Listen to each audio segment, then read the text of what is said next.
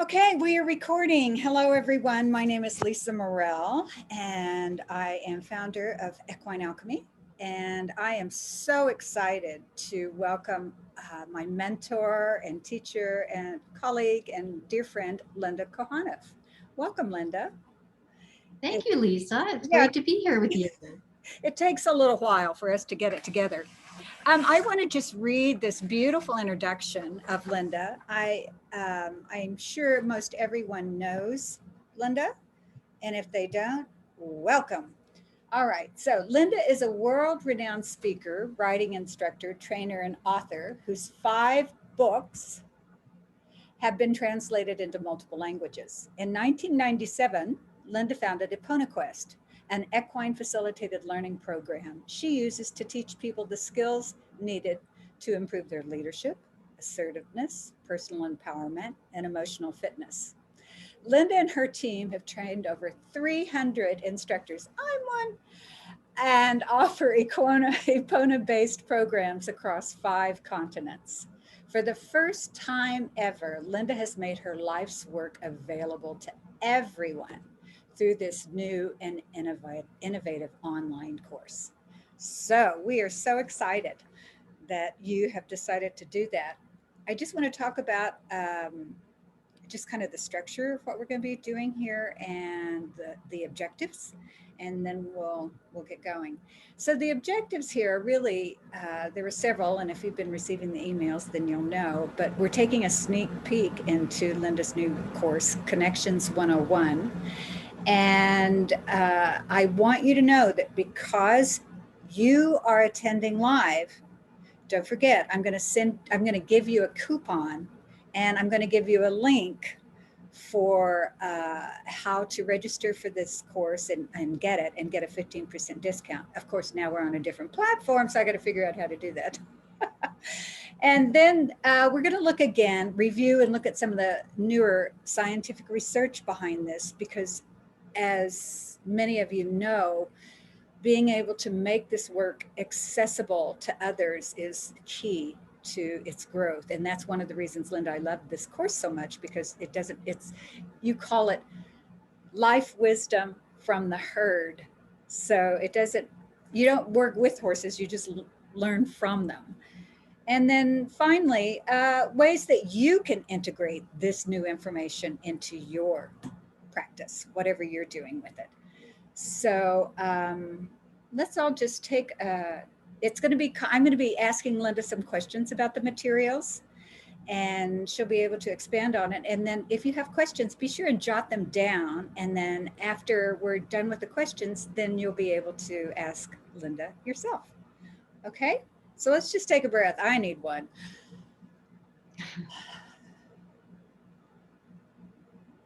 Lovely. I'm going to ask you about the breath in a minute. So I was using it earlier, I'll tell you. So tell us, Linda, what inspired you to do this course at all? For years, people have been asking me, can you do an online course? Because I would have people, from all over the world reading the books, but they wouldn't, even sometimes if they had the funds to fly out to Arizona, or when I'm in Europe or Australia to fly to wherever I was going to be, a lot of times they simply didn't have the time to take off work, or they had children, they couldn't get away, and they just said, what can you teach us online? Can you do an online course? And I thought about it, and I was just doing back-to-back workshops and traveling all over the world. So I was never able to really sit down and think about it. And then COVID hit, and I had all of a sudden all kinds of time on my hands, because my European tour was canceled a week before I was supposed to leave. I ended up getting COVID myself for about 3 weeks. And then once I got well, everything was in lockdown, everything was shut down. And at that time, I also had a person who had attended some workshops, brought her team down. Her name is Nelda Sue Yaw, and she's a philanthropist. She's produced a Broadway play. She's starting a Nelda University, a platform for doing educational programs online. And so I just reached out to her one day and I said, I could do an online course now. And so she actually was able to invest in the online course. And of course, I couldn't go to like video studios. I couldn't hire people to come in during lockdown.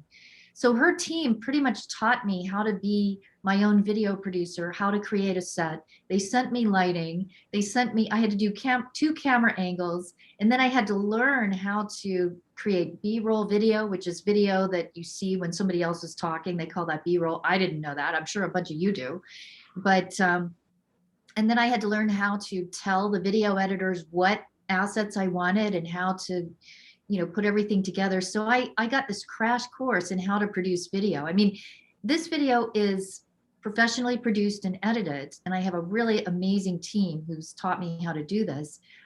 It's not at the level of like a documentary film, but it does have some engaging visual assets, musical assets.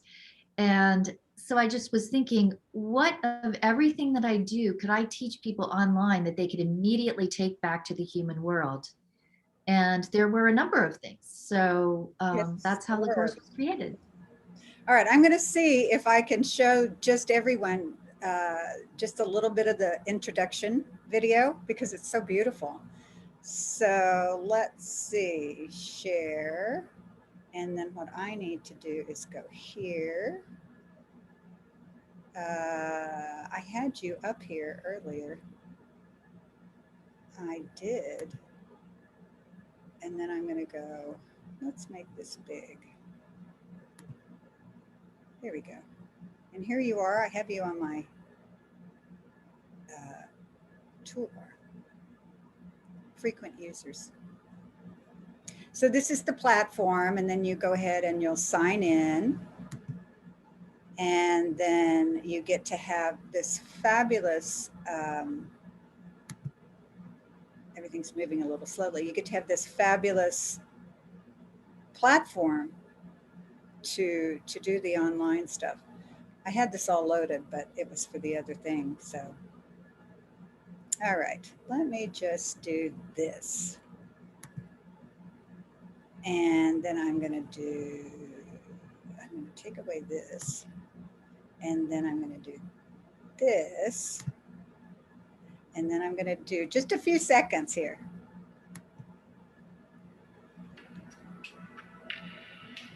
Connections with Linda Kohanov. Life. It's freezing. Lesson 1. Feelings are contagious. Part 1. Core experiences. Yeah. Oh, there you are, dear. Yeah. So this. Well, go ahead. Like what you guys are seeing is, I mean, this video course is in high definition. And so on a platform like Zoom can't handle the high definition version. And so the screen is freezing and it's really hard to hear the music. And also, we have the ability, you have the ability when you go onto the course, if your internet service is not allowing you to receive it in high definition, you can actually downgrade it. You can take it at a lower definition where you still get everything moving smoothly and you can hear the music and all that. But I think you used the highest definition there, and Zoom. Well, that was not my plan. Let's see. Let's look at this. Do I get to have more? Welcome to lesson 1. Yeah.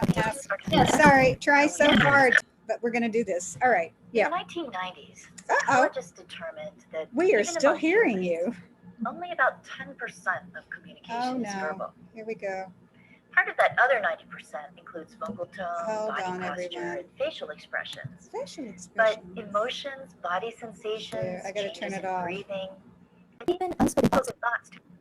All right, let's try that. Let's see. I'm trying to get out of here. There we go. All right, I'm going to close this. And then we'll go back to here. And here we are.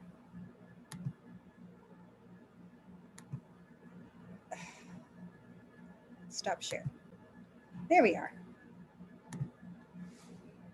Believe me, it was so slick in my imagination. All right, great. So the next thing I wanted to ask you is something that probably people have wondered. how has this particular course connected how is it connected to all the other work that you've been doing for so long? Well, it's taking some of the core principles and tools that we use in our equine facilitated work, and things that I've put in the books, like the emotional message chart, something that's not in the books, which is how to use your body as a tuner, receiver, and amplifier for information. That's in here. That's something I briefly talk about in the books, but it's not something you could teach in a book.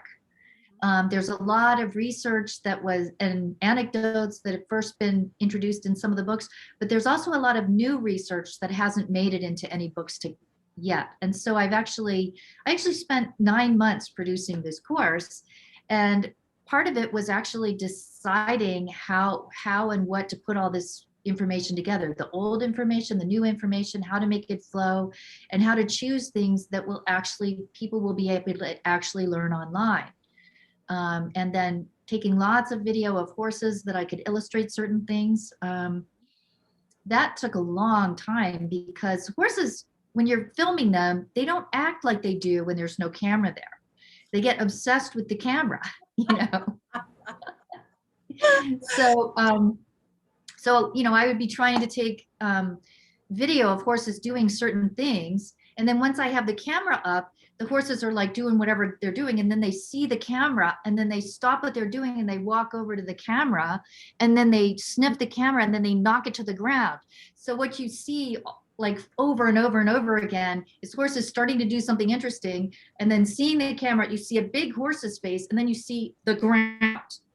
So it took me a long time to get the horses used to the camera, and also then used to certain camera people, mostly my husband, so that then they could start acting like normal horses and not be camera obsessed. Oh, that's so funny. Yeah, the videos are really beautiful on in this course. I think this was some of the new information that you were talking about, and I was quite fascinated by the polyvagal theory. And I really wanted you to talk about that because I feel that this is at the real base foundation of all of this work. And I'm so happy to hear that, that there's something we can actually look at and refer to when we tell people about this. The polyvagal theory was established by Dr. Stephen Porges in the 1990s. And I was introduced to this theory by Dr. Rebecca Bailey. She's someone who I work with. She's a therapist. And she's very well known for being the therapist who worked with J.C. Dugard when J.C. Dugard in California was kidnapped at the age of 11 and kept in the backyard of this man who ended up having 2 children with her. And she was rescued like 18 years later. And when she was rescued and then reunited with her family, Dr. Rebecca Bailey was the one who was their therapist. And so she's very well versed in trauma, in helping people who've been traumatized, reintegrating them in life. She's been working with this for years. You'll often see her on CNN or whatever, whenever people get rescued from being kidnapped. She's often the expert that they have talking. So she was really intrigued by the polyvagal theory. It really helped to explain how we can really work with people to help them move through trauma, and then also help describe the trauma that they're actually in and why. The polyvagal theory also helps us to understand why horses are so effective in this work. And so, during the online course, I do bring in aspects of the polyvagal theory, and in a later version of the online course, I'll have Dr. Bailey in on the conversation so she can take it deeper into trauma. But basically, if I'm going to put it in a nutshell, Dr. Porges found that in all mammals, there's a nervous system innovation where I'm trying to encapsulate this in the simplest possible manner. In We mammals, all need to be connected. We thrive from connection as a way, right, because of the way we're wired, so to speak. right. So in mammals, their sense of well-being and not just psychological well-being, but physiological well-being and health is tied to a nerve called the vagus nerve. And the reason why it's called the polyvagal nervous system in mammals is because in mammals, they have a ventral vagus nervous system that's an innovation over the dorsal vagus nervous system that other animals have. And with the ventral vagus nervous system, it actually allows us to connect with others and use those connections with others to achieve optimal health and well-being. And the vagus nerve, the ventral vagus nerve, the more modern vagus nerve, is actually also tied to neck and facial muscles.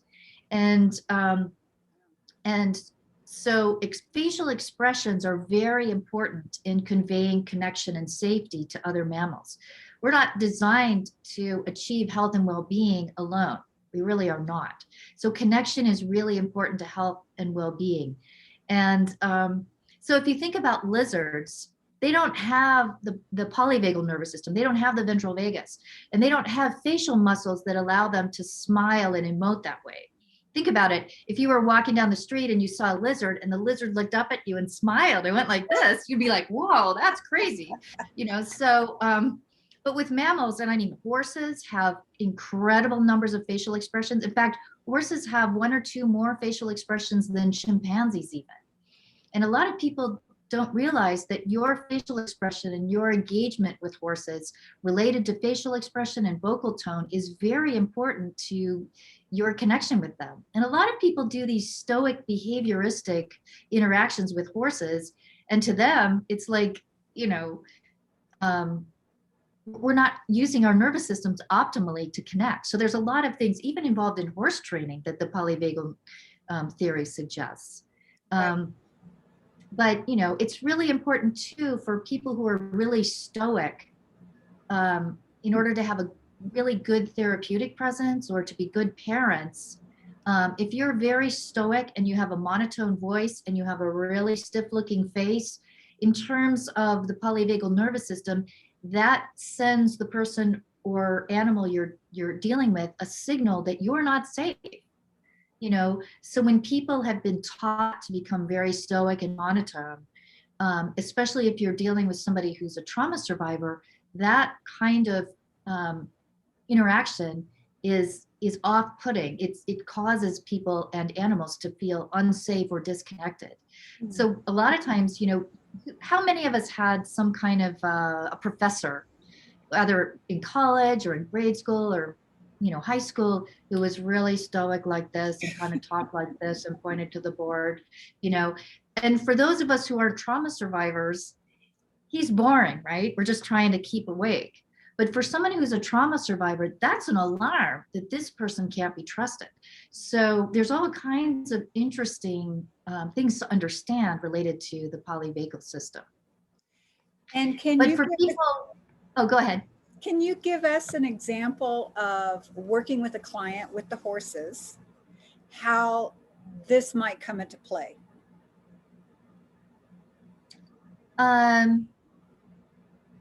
Well, one of the most basic things is that, a lot of people who are trauma survivors, or you can even be a survivor, not of trauma, but of neglect. If you had a parent who was severely depressed, this could also have an effect on the development of your nervous system.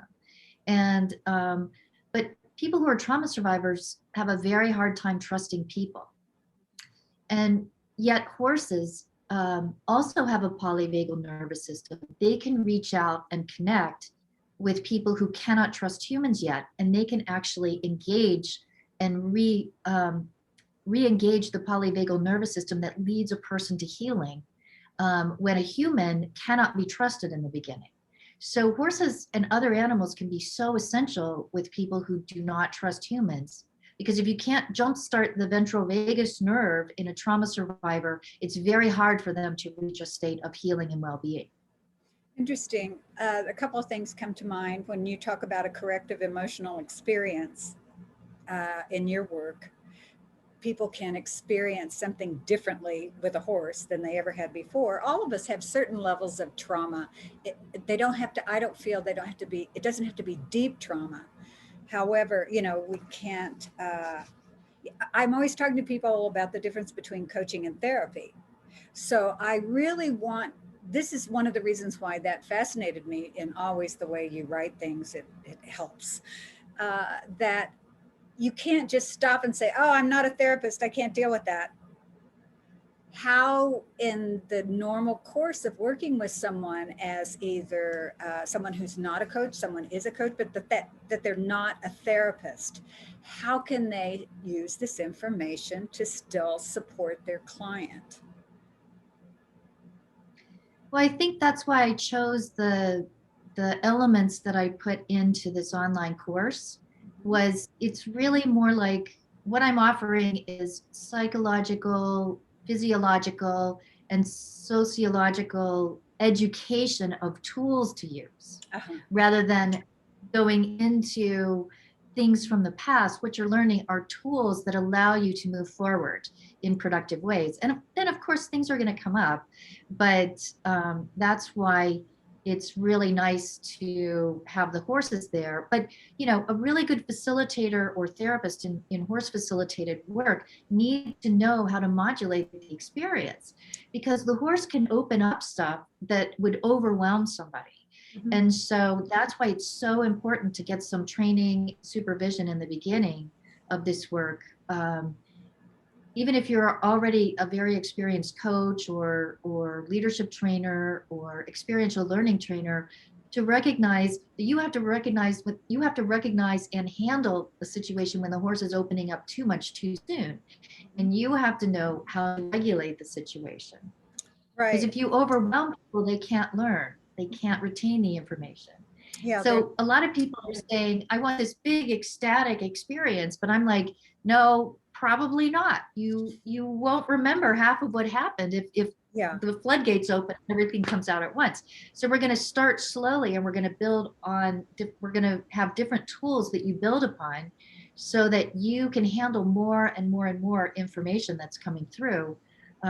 Rebecca Bailey says what we need to do is titrate the experience. We need to let it through in more gentle ways so that it can be, each piece can be processed along the way.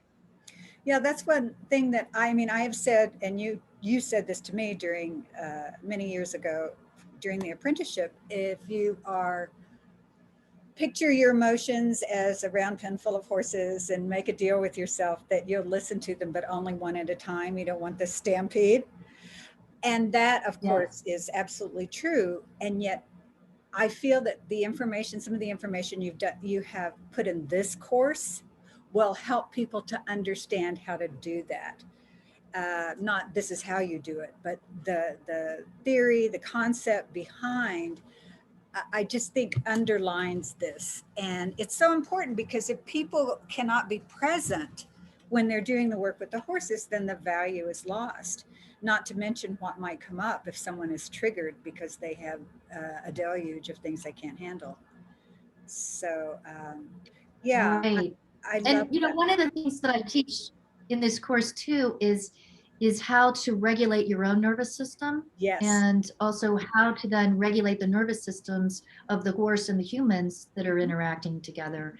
And this is a piece that I am able to teach in this online course is, you know, self-regulation techniques, and then how to regulate and help others manage what's coming through.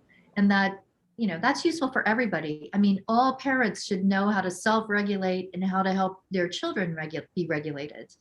But, you know, a lot of people grow up in families with dysregulated parents whose nervous systems are out of control. Yep. And so it's not their fault that they don't know how to regulate their nervous system. That's something ideally that parents and adults around them should be able to help them achieve in their own nervous system, is a sense of, like, adults should be able to regulate the nervous systems of their children, and then over time teach their children how to self-regulate, and then eventually teach their children how to be able to co-regulate others.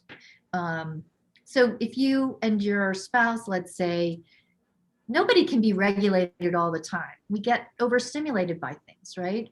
But if you're in a relationship where each person knows how to self-regulate and then co-regulate each other, like if I'm with my husband, I can say, wow, I am losing it here. I am dysregulated. Can you use this technique I taught? Can you help me regulate here? And then I get centered and then I can move forward.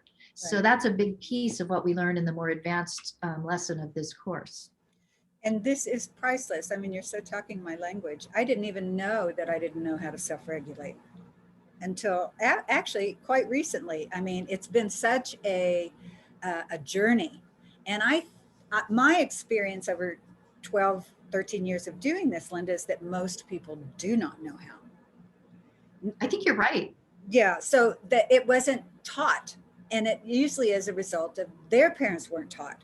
So this is Right. really a new way of living your life rather than feeling out of control. And so that's where you say, is this where the breath connection comes in? Yes, yes. Okay, you want to tell us more about what that is? You said you were doing it before this call, before this webinar. Oh yeah. So one of the things that I am able to teach online is a certain, well, I actually teach that breathing is a language in the third lesson. And there's like breathing vocabulary. It's just not one form of breathing that you want to have able to use that. I learned this in working with horses, particularly an extremely dangerous horse named Midnight Merlin. And I do talk about him and show pictures of him and show me interacting with his sons and all of that to show how I'm using different forms of breathing as a language to not just regulate, but sometimes energize or sometimes calm others down. And then sometimes bring myself and the horse into a state of relaxed alertness, where you're not just relaxed and falling asleep, but you're relaxed and alert, and your nervous system is working at an optimal level that lets you manage stress, but also think clearly and creatively to move forward. And so that's one of the techniques that we teach in this course. And my husband, Steve Roach, is a Grammy nominated composer. And so we actually created a little over 13-minute piece of music, also with images of horses and the desert. So beautiful. And So beautiful. yeah.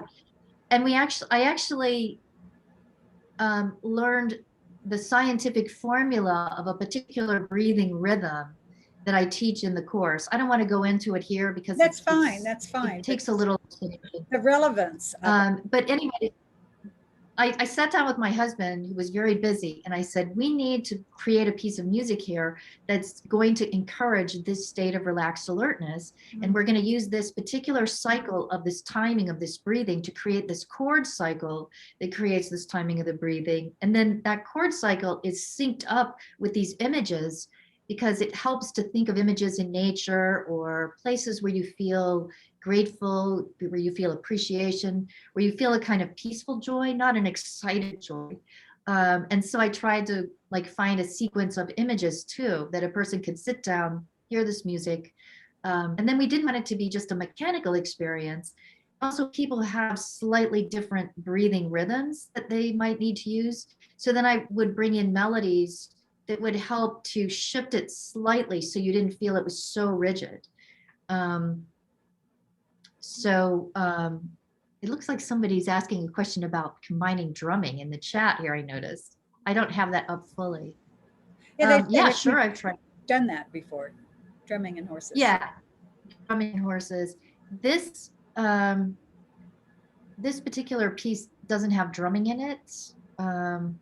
It's on a different level because you're looking at chord structure, you're looking at different pitches. I mean, it's quite complex, and I love it. Yeah.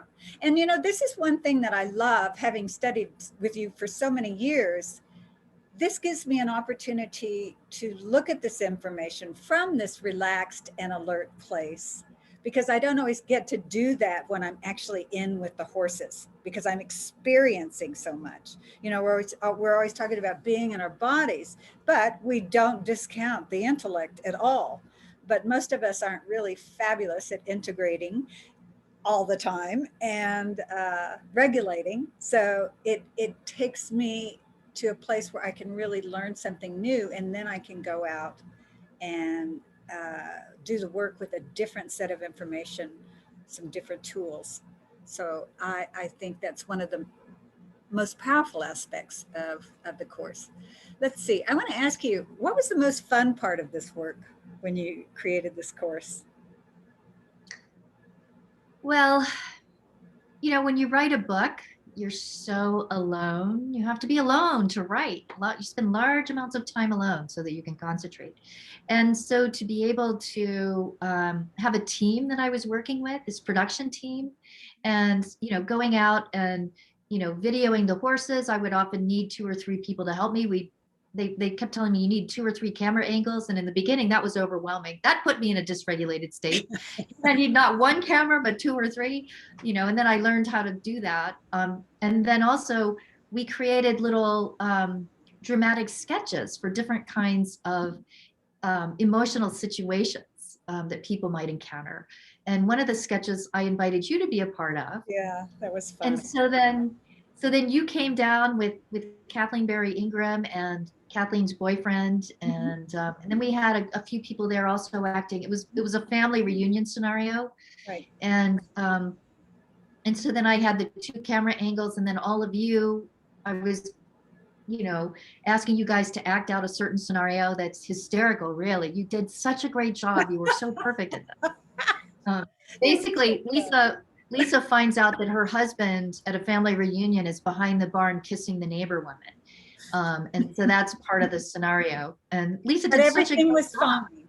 Everything was fine, right? I didn't know you were such an actress. But you did a great job.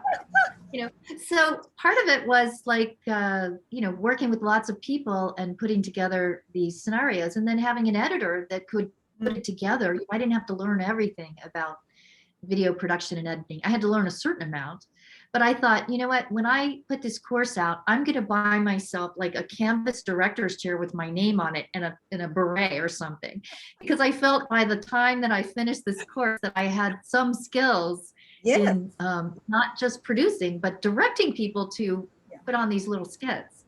So that was a fun part for me. Oh, that's so good. And I just want to point out that, and for others, the reason why they are vignettes that she produced and directed is because, of course, we don't want to have film someone who's actually going through this. That is right. No, that would be a violation. Yes, it's a violation. And so it's hard to kind of understand the dynamic. So that's another thing that I loved about this, is because we didn't really, I remember a long time ago I said, you should do some videos. And you said, well, horses don't actually lend themselves to video for so many reasons. And that's still true. And yet you've been able to create a way for people to learn and witness, yet respect boundaries and confidentiality and no violations involved. So that part I really appreciate, and it doesn't exist anywhere else. That's the thing. Think about reality TV. Not only are they filming people in extremely, emotionally dysregulated states, the producers are actually stirring it up to make it worse. I mean, I think everybody who's on reality TV probably has to go into counseling for years after that just to deal with everything that happened to them. Maybe we should do a retreat for old reality TV stars. Well, in any case, I have one more question then, and I'd love to get to some of the questions from everyone.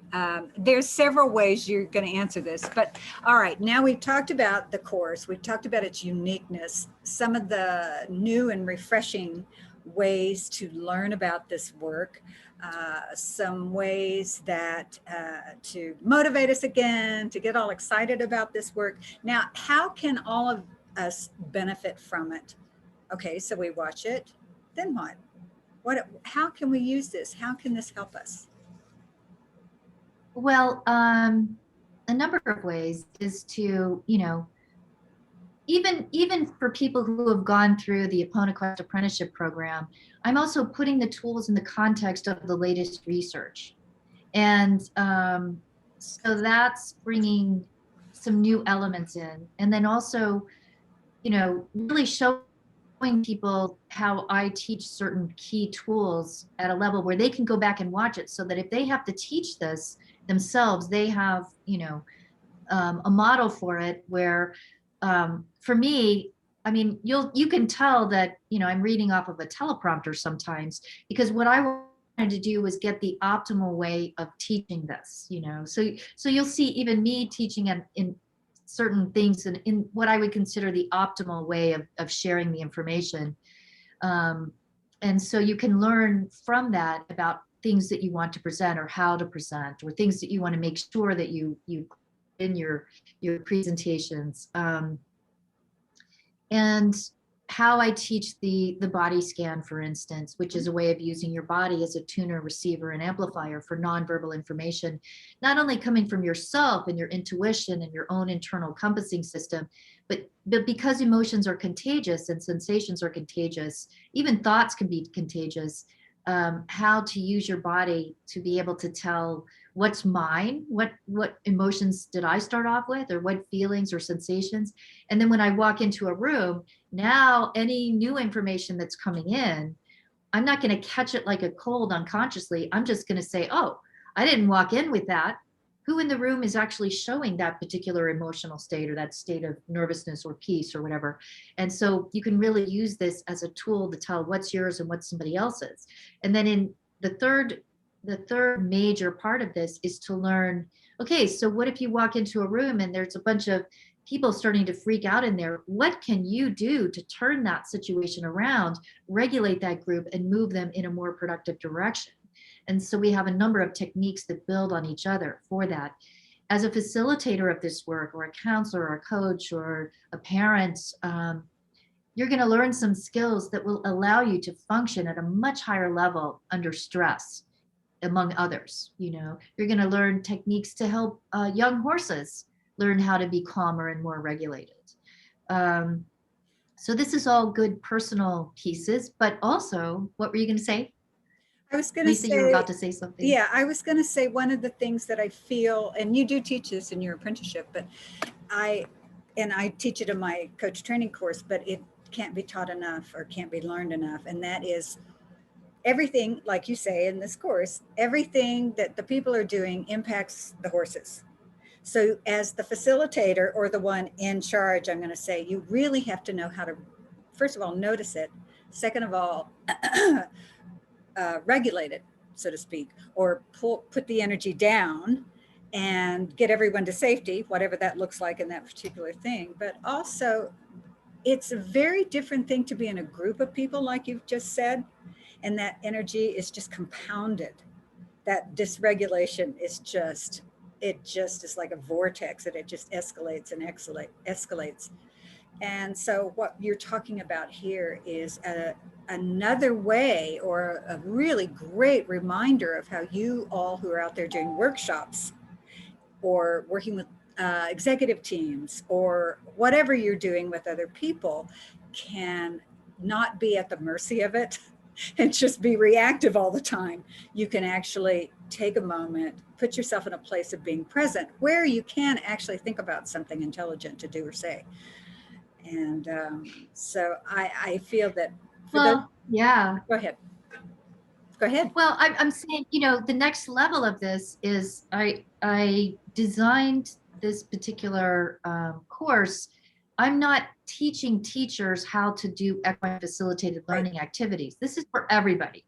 And so I'm not showing the actual activities we're using. I'm giving you tools, tools to use, and you can use them with a variety of your own equine facilitated activities. Because one thing I didn't want to do was to have someone watch this course, see a few activities that are being done, and then go out and start doing it. That could be very dangerous. I agree. I agree. You know, so what I wanted to do was give people tools that they can use without, you know, giving away the activities. So, but what happens then is that this can be used by a number of different kinds of facilitators with a number of different styles of doing equine facilitated learning or therapy or coaching, because you can actually use this course as a teaching tool for your clients, so that your clients learn some key skills that will help them be more functional in a group. And then you have the vocabulary with them, and you can draw on these lessons without having to, teach it all yourself.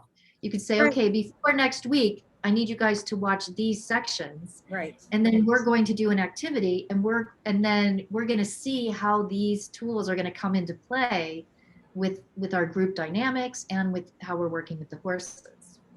Right. That's one thing that I thought was really cool that you did was people can actually take this and use it themselves. And there are going to be certain people who are approved to actually teach this course with the horses. You want to say more about those things? Well, you'll see, like in the very beginning, like in the introduction, I talk about, how some people who might want to go and do work with the horses, they can, we have opponent course instructors who are trained in this. But ultimately, the opponent quest instructors to actually support the online course needed to do some additional training. Right. And you're one of these people, Lisa. And so what I did was I created connections instructors who know how to support the online course. And I gave them an idea of different kinds of course activities, but also how to support people who are doing online only. And that includes, I made a commitment from all of the connections instructors that part of your job could be to, let's say we have an equine facilitated learning practitioner who learned another modality. And so they want to use the connections course with their clients. And then maybe their clients are a little confused about the body scan. And this particular facilitator didn't really study that as a facilitator well enough to be able to answer those questions. Well, then you could bring in a connections instructor just on a Zoom call just to answer those questions for your group. And then you can go back to what you're doing. So we wanted to be able to offer everyone who's in this field, or just someone who's a regular counselor or someone who's a regular leadership trainer, to be able to use this course and then have consultants drop in as needed to answer some questions or help them get back on track. And then they go off and do exactly what they need to do with this, So Yes. it's a way of thinking about how can we bring a lot of people together? How can we share these tools and not always have to have somebody go through a year-long apprenticeship program to learn how to teach them, but you can share these tools and you can use them. And of course, what we're talking about is when these groups of people show up to do horse facilitated learning, if they've learned some of this stuff online, they're going to show up with the regulation tools. They're going to show up to know what to do when the group starts to lose it. And then you have the entire group working together. All you do is say, remember how to regulate others? Let's take a moment and let's see if we can regulate this group, and they will have already been exposed to the tools. So it makes everyone's job easier. Right. I know you have several prerequisites to even enrolling in your course, your apprenticeship course. And the reason for that, as I have learned over the years, is to start from the beginning is very different than starting with someone who has some background in this information, in this field. And so that's what I love about this course too, is that it does give you some tools already, regardless of where you are, what you're doing. And also if you're stepping into your apprenticeship course or my equine assisted coaching course, I am actually including your course in my equine assisted coaching course. I think that is absolutely necessary for them to understand all of these things, especially since you're not even talking, you're talking about life wisdom, right? And that's what coaching is all about. So I love the way it goes together.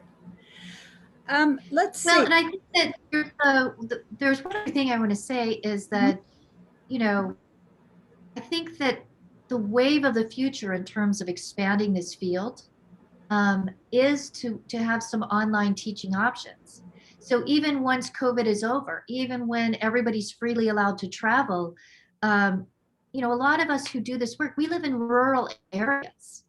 And so, we could have whole businesses where people would perhaps watch this course and do some Zoom online calls with you as an instructor with the things that you want to teach, and they may not be ready to come out to the barn for a while, and you can work with those people. You can have a business doing online, and then over time these people can come out to the barn as they gain more confidence, because this will help them understand, oh my goodness, I really want to get out there and do this with the horses.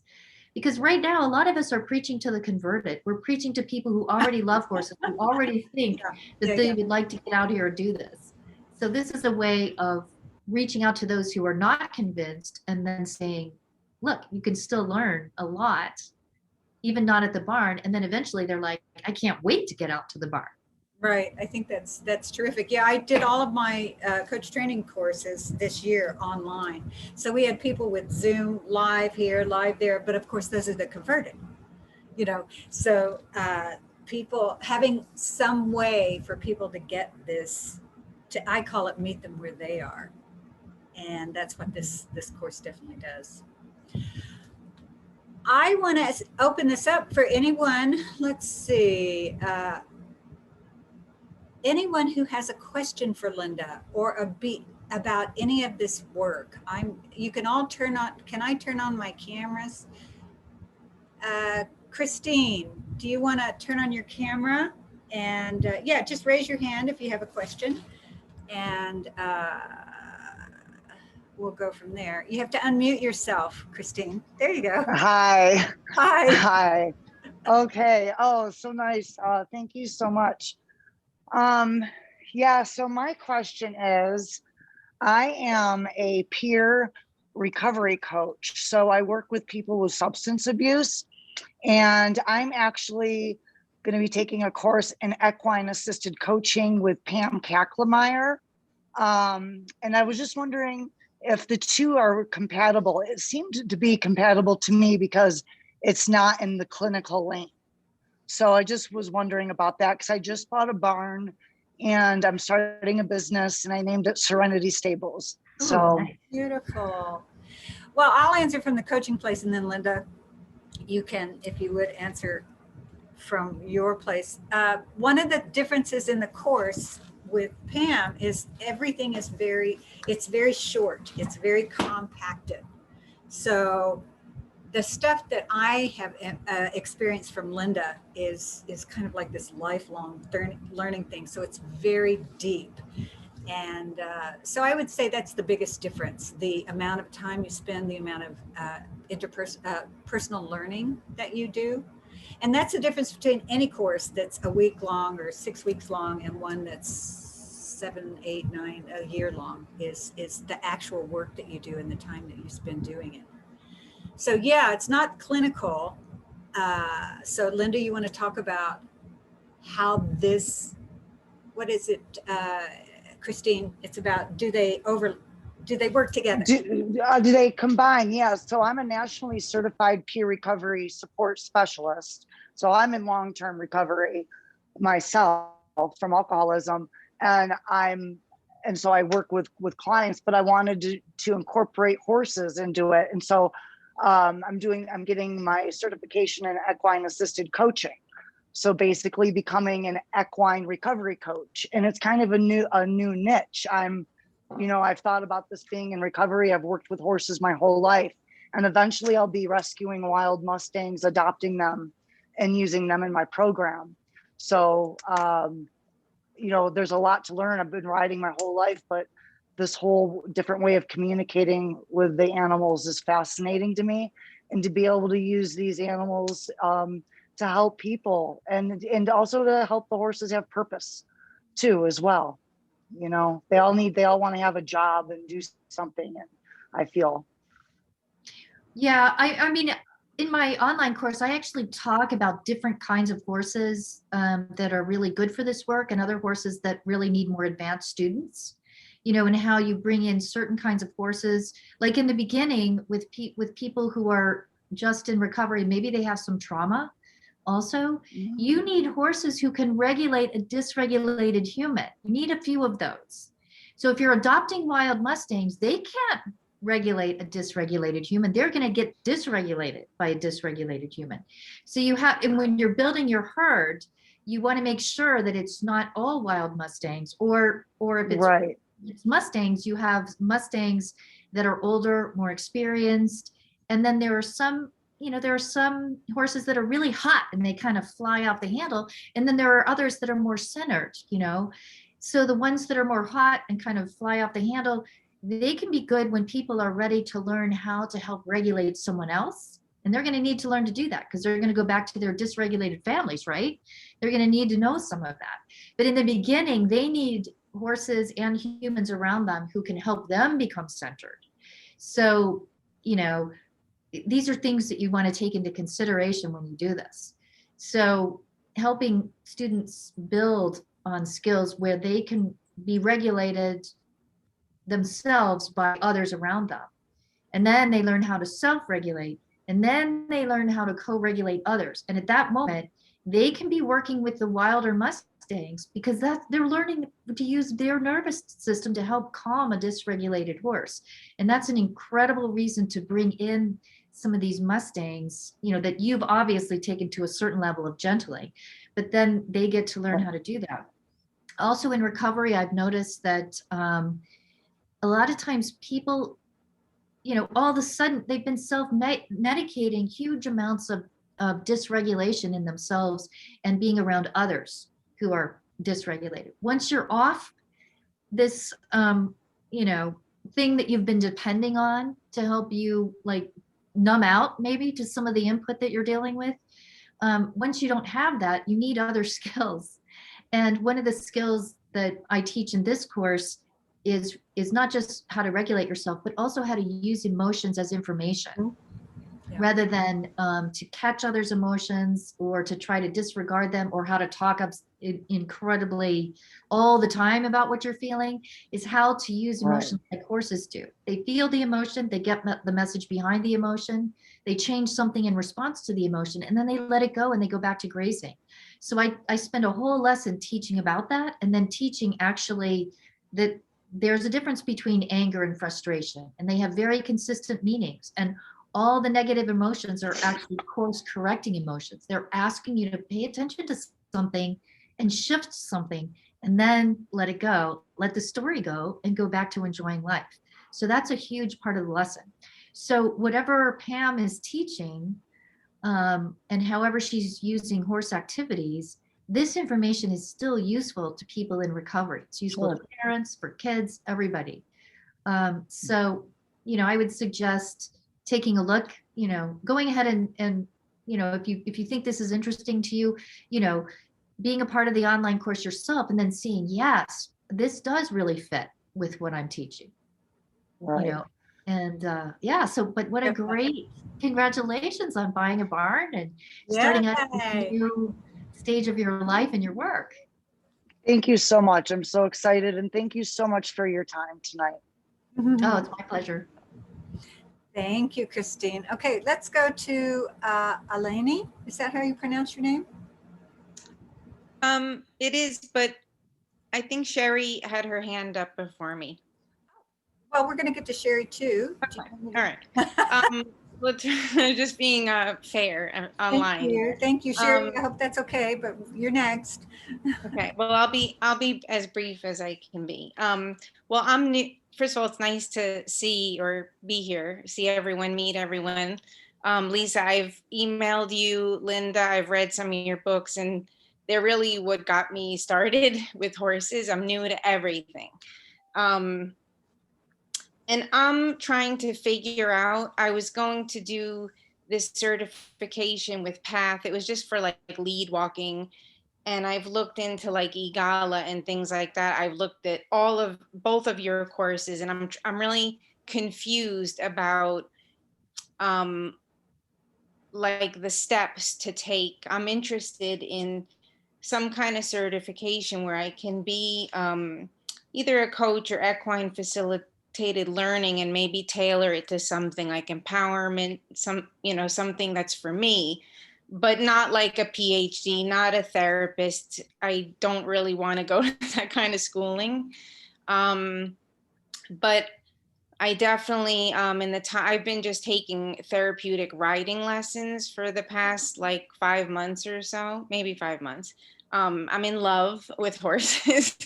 um, so what's your advice as to I'm in New Jersey and it's kind of hard for me to find places that I could be like certified in a way that like people recognize. So I don't know if I can do that through you.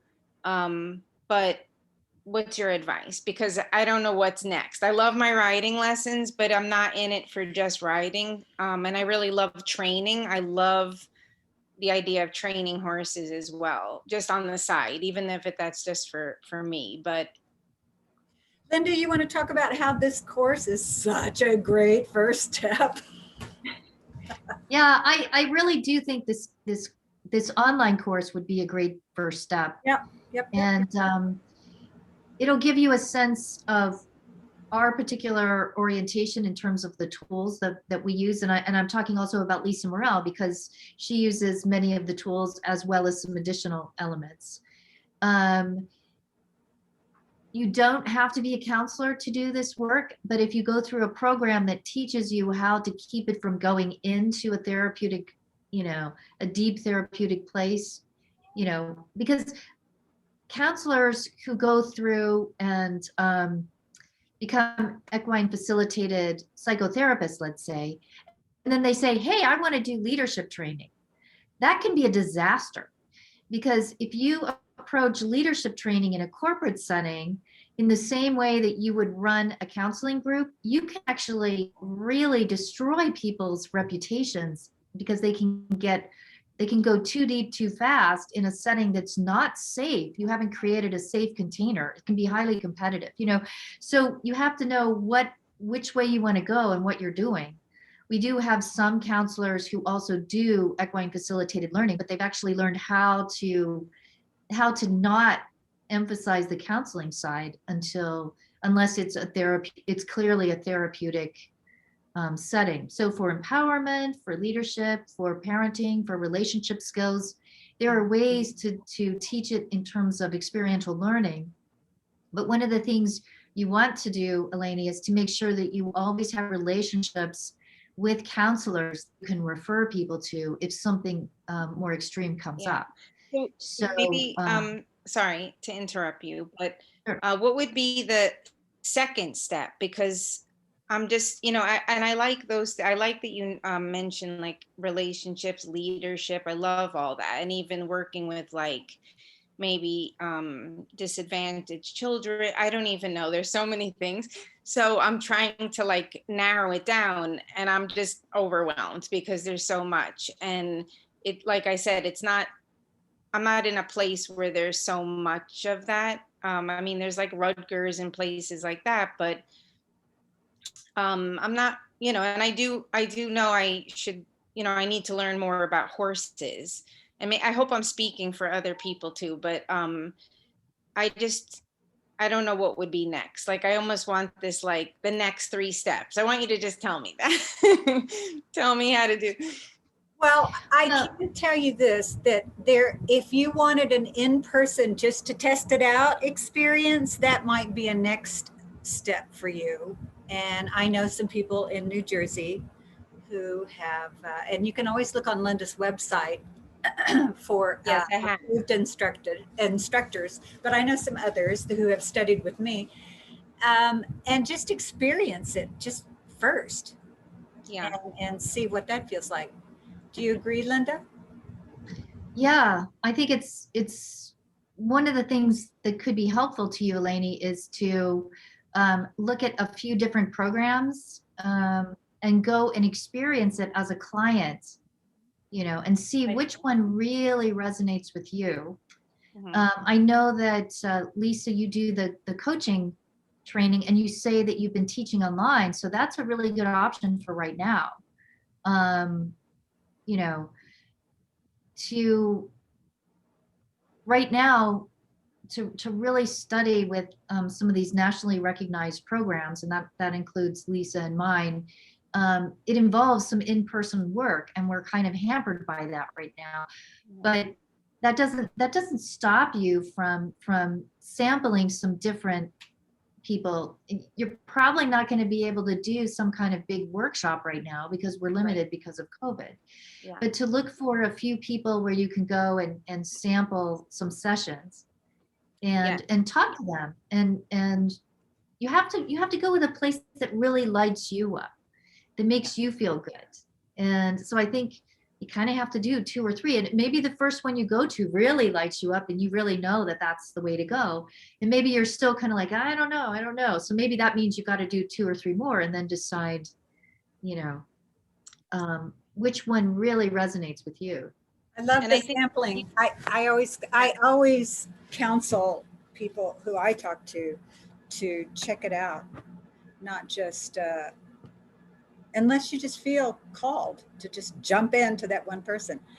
And yeah, I have online things that that are like a day long that you can do with the horses. So, you know, there's things out there. Yes, your tab is up on my, your tab is open on, I have like 20 tabs on my computer, because you're kind of close to me. And I love that you train together. And so you're like you're up there. And it's Oh, more about good. like, honestly, like location, because I really can't, I'm one of those people who I can't go far for like 6 months. I mean, I would love to. Well, but that in that not I there agree yet. with So Linda in that the future of this is being able to do this remotely. And I've been doing stuff online. I don't know if Vesna's here. I saw her earlier. She's from Slovenia, and that was back in 2010 is when I started doing things online. And it was, yeah, she is here. Yay. Hi, Vesna. And yeah, so just look around and see. So those are the first 2 steps, right? And you could make But let's the second one also 2, 3, 4. somebody, I'm drawing your attention to Jody on chat, was asking Delaney where you lived, that she Yes. has a practice in New Jersey, and help you sort this out. The other thing too is in terms of like my apprenticeship course, yeah, it goes on for about 6 months, but the trainings in person are 8 to 9 day sessions, 3 of them.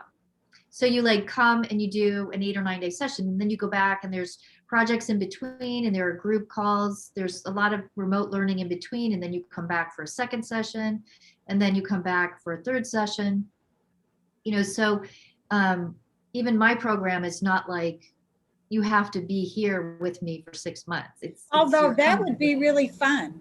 I mean, I'd love to go to Arizona, isn't it? I mean, Yes. any day. And you know, I don't want to do just one either. I think it's good to kind of like yoga. I mean, I've had different teachers, and you take things from different people. So that's very helpful, and I don't want to take any more time, but thank you so much. Okay. It was really a pleasure to meet both of you and everyone, really. Thank you so much, Thank you. Elaine.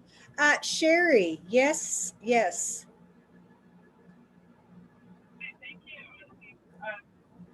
Hi, Sherry. Hi. I so appreciate the phone. Oh, I'm sorry, my light was so bad. I But can't hear you very well. Am I the only one that can't hear you very well? Maybe you need to turn up your mic. Yeah, I could actually see you pretty well, but I can't hear you so good. Yeah, the hearing thing. Maybe you need to put a headset on? let me try this. Oh, Can you that's hear? good. Hey, that's Okay. beautiful, beautiful. All right. Well, thank you so much, and I apologize for all the light No, it's streaming lovely. in. We're so happy you're here. So some of the folks have already asked similar questions. It's like, how does it all fit? Because we're so many different things. But here I am, somebody that is a horse person, not a therapy person, and not a coach. However, I've been a teacher in leadership settings, state legislatures, and a teacher in schools. And I'm wanting to transfer these skills into this because I'm retiring. I'm 60 years old now. I've finally got woohoo. Me too. I'm turning 60 this year. I'm Wonderful. finally free. My kids are grown, and I'm free to pursue my passion, and that is the connection with horses and personal transformation. And that is with everything, Linda, that you've talked about, with everything from leadership to personal development to the coaching, relying on therapists to do their job, but me to be able to facilitate and coach. So I have so many pieces to want to put together, and I only have obviously so much time and so much money. So one of my, and that's what everybody else has already said. So I'm going to focus my question on, as a horse person, one of my passions is to help people with horses transform their relationship with their horses, which begins with personal transformation. And so I wondered, a person coming into this work, I'm not certified yet in coaching. I will be with the E3A for how to facilitate. And so hopefully I'll learn some exercises and things. But I do want to work with horsemanship. And so I wondered how your connections program is related to that, and how also, because I do want to do it all, Yeah. how that would be a stepping stone into your apprenticeship program eventually. These techniques that I've introduced in Connections 101 are very helpful for riding students or, you know, horse trainers. And that's an aspect of, you know, getting this course out, because I really did bring in some elements that are going to help people, you know, also with their horses. In terms of, you know, I don't know if you've had this experience before, but how many times have you gone to a barn or, you know, seen people at a barn to say, you know, you got to leave your emotions at the gate, you know? That's actually impossible. And so in my course, I show why that's impossible and why that even makes the situation worse. And then I give people emotional fitness skills to learn how to use the emotions to course correct. And so that's why this course would be so useful for riding instructors to say to their riding students, hey, you know, take this course, and then we're going to work on this, how to use this material as it's relevant to working with horses. So this, I even, in the course, I have an additional handout, and I'm going to be doing a webinar with people who work with animals, and, you know, that includes horses, is how do you translate the skills in this connections course to working with animals and horses, because they are relevant. I mean, obviously you can't sit down and have discussions with the animals, but the self-regulation skills, the co-regulation skills, the understanding of emotions and how to work with them and move through them so that you can release it in yourself so that your horse is not catching it. These are all very relevant. You know, there are people like Pat Pirelli who talk about people not just being physically fit, but being emotionally fit. And so this course actually really does offer some rather succinct yet sophisticated skills in becoming emotionally fit. And, you know, your dogs will love you, your horses will love you. And interestingly, the breathing technique that puts you in a state of relaxed alertness, I've been doing some research with Dr. Ann Baldwin at the University of Arizona to show how different equine facilitated activities affect horses and people physiologically. And one of the things that we learned, accidentally actually, is that this particular breathing technique that helps you get into this particular state of relaxed alertness is extremely attractive to horses. And you actually will see at one point how we have people learning how to achieve this state. And you'll actually see horses kind of like not looking away or doing something and paying attention to something else. And when the person hits that state, the horse goes like this, looks around for where is the source of that, finds that person and walks over to them. So, I mean, this particular technique is going to help you self-regulate and regulate groups of people, but it will be immensely attractive to horses and other animals. I can use this technique. I have these two dogs that are constantly competitive and fighting, you know, and if I use this technique and I use it in connection with them in a certain way, I can calm them down and get them to sit down and stop growling without saying a word. So, I mean, it's a very simple technique to learn on some level, but I go into the physiology of how it's working, which I learned from Dr. Ann Baldwin, and then really talk about how it's relevant to use. It's so counterintuitive. We were originally studying and measuring people and horses, thinking that the horses would automatically put people into this state, perhaps. And what we found was, no, that wasn't necessarily the case. I think that people who work effectively with horses long term probably do learn a certain level of this just through positive reinforcement from the animals themselves. But if you teach your riding students and horse owners to access this up front, you're going to cut out years of touch and go training that could be very dangerous. You're going to like really get them on track to be much more functional, whatever training technique they're using.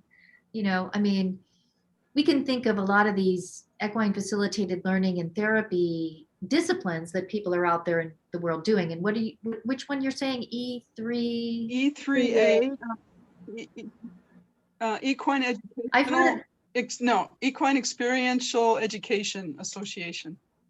But Okay. I landed on them before I landed on you, and I'm a little bit nervous about going through with my certification there because it's more generic, and I'm really drawn to your work and to this intuitive, energetic, deep, very deep work, and so I hope it all fits together. Well, what I would think of it as is like different riding disciplines. So E3A is like maybe you're studying, English, and maybe my discipline is more like dressage, and then maybe Lisa's is like eventing, which involves some dressage but also some jumping, and so I think that whatever you go with, you're going to learn some things that are helpful, and then you can expand and you can shift what riding discipline you're using. And then, as a riding instructor, if you know several different disciplines, you can really serve your clients. So There, in terms of using the information in your course, there was a woman who came up to me at the barn the other day, and she said, I really want to sit bareback on this horse. She's a young horse. And she kind of said, am I crazy for wanting to? And I could tell she was really nervous. And I said, well, if you're going to do that, first of all, do you have a pad, a bareback pad? And there's several round pens at my barn. So I said, choose a small round pen. Take the mounting block up to the horse. She said she'd been ridden bareback before. She just hadn't ridden her bareback. So I said, just take your time standing on the mounting block and just breathe. And I told her about this breathing. And before you take another step, do the breath again and again and again. And finally, it's kind of like the reflective writing that we did in your course, Linda. And she had a beautiful time. So this is a young horse, so she's still teaching, but she realized, I was the one, she said this afterwards, I was the one that was nervous, not her. So she had to regulate herself. So that's a beautiful, common way to use this information with horses. Okay, I'm looking at the time. And if I did the connections course, though, does that play into the certification later if I wanted to get fully apprenticed later? Yes, I'm actually including now the online course internationally as so for instance, a lot of times one of the prerequisites for entering the program is to do an introductory workshop, and then to do, at least one advanced workshop, often two if you're new to the field, and then you come into the apprenticeship. But the online course can be used in such a way that if you do the online course, that fulfills part of your introductory workshop, and then you could go to an instructor and say, I've done the online course, and then they can do a much shorter version of the introductory workshop because you've already learned a lot of the skills online. that they would have needed to sit down and teach you in person. And so then they can go straight to a number of course activities that you can just do one right after another, rather than an intro workshop taking a minimum of 2 days. Then this way, online, and then a 1-day workshop exclusively with horse activities, or even if it's not just, if it's 1 day, maybe a series of, you know, 3 2-hour sessions that will cover the horse activities we would want you to have. You know, so the online course does act now as a prerequisite. Yeah, that's great. Perfect. Thank you for their time. Yeah. Thank you. Good Good luck. luck. We both say it at the same time. Yeah, it's such a great No, I adventure. mean, in the best, not like good luck. No, we like, say it. good luck with your Yeah, we love it that you're Yeah. embarking on this journey. It's so fulfilling. Well, I noticed that we are probably at about a time when some of the people are jumping off. Let's see, what did somebody say? Looking at. Well, because we started late, I mean, I can go a little bit longer because we started late. I mean, if you want to. I know Yeah. some people have to jump off, but if there's another question or two. Yeah, I want to do that. While you're thinking of questions, I do want to let you know that I'm going to be sending out an email after this to those of you who are live. And I'm going to be giving you a link and a code for you to get 15% off of Linda's course. I'm sending it to you right. You'll have it tonight, so that you really get to take advantage of this. And then you can actually start watching it tonight if you decide that you want to engage in it right now. But I just spent the whole day with it. I'd had it earlier, and I was with the course, but then I redid the whole thing today, and I just loved it again so much. Really just wonderful. So let's see. Well, and the way we've structured it too. It's easy. What? The way you've structured it, it's Oh. easy to do. Go ahead. And you can do it in small bursts, so that while I have 3 major lessons, each lesson is broken up into 8 to up to 14 different parts, and each part has a kind of a smaller theme to it, and that part often can be done. Some of them last 7 minutes, some of them last 15 minutes, you know, one of them lasts 18 minutes. But you know, you can like say, wow, I have, you know, I don't have an entire hour here, I have 10 minutes. And so you go in and you do 10 minutes and you feel like you've completed something. And then the next lesson or the next part of that lesson will then build on what you've done. So you can have a busy schedule and jump in smaller chunks. That's one of the things I learned from these producers of online courses, is that you don't want to sit there and make people have to sit through 7 hours. This is a 7-hour course.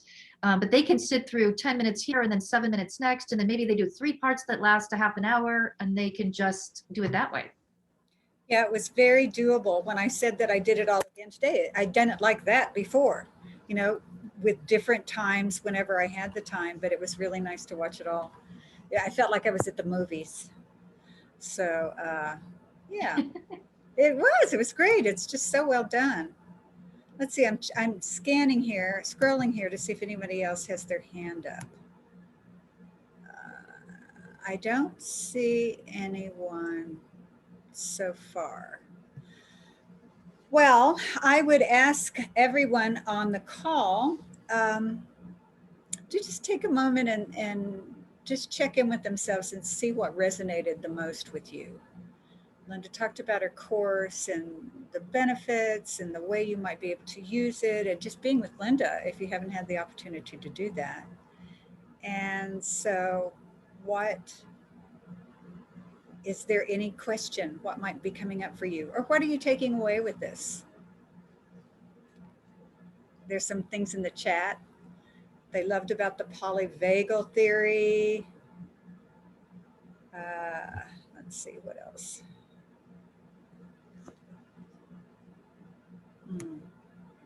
Well, so how about, wait a minute. Very relevant. Deep breath, it'll be fine.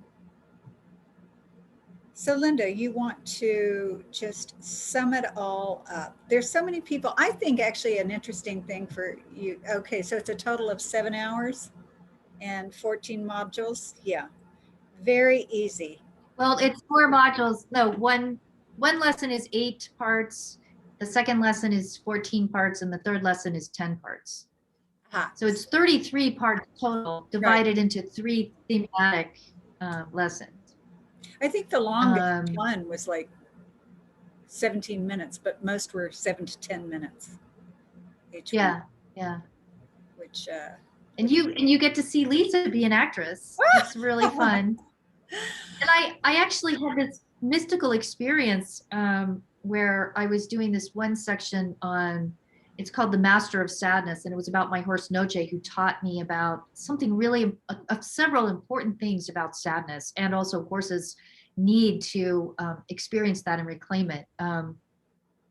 And he passed away years ago, but there was this one section where I kind of wanted to recreate something that he did with me, and I didn't know if I could do it or not. But my neighbor has this horse who kind of looks like Noche, and I went over one day to see if I could sort of get a little, like, just maybe a shot of me hugging him or something. And he was almost channeling Noche and doing the things that I was describing, as if, I mean, it chokes me up even now. And so I was able to capture on video a bit of the experience that I had had with this horse over 10 years ago. wow. So that was kind of a magical moment there. Yeah, I love that you brought him into it. I love it. Yeah. Let's see, somebody had a question here about oh, will you have lifetime access to the course once you buy it? Yes, yeah. I mean, if the whole world comes tumbling down and there's no internet, probably not. But the idea is that once you're in, and you can go back and watch it as many times as you want, so that if you say, and there are a few of the parts that really are about, guided visualizations that you might want to do more than once, so that, like, as you're getting ready to go into a big meeting and you want to be facilitated in doing some centering and some understanding of what's going on with you before you go in and see what's going on in a room, you can actually sit down and I'm going to lead you through this process, and you can do it 40 times if you want. There's the piece of music designed to put you into the state of relaxed alertness.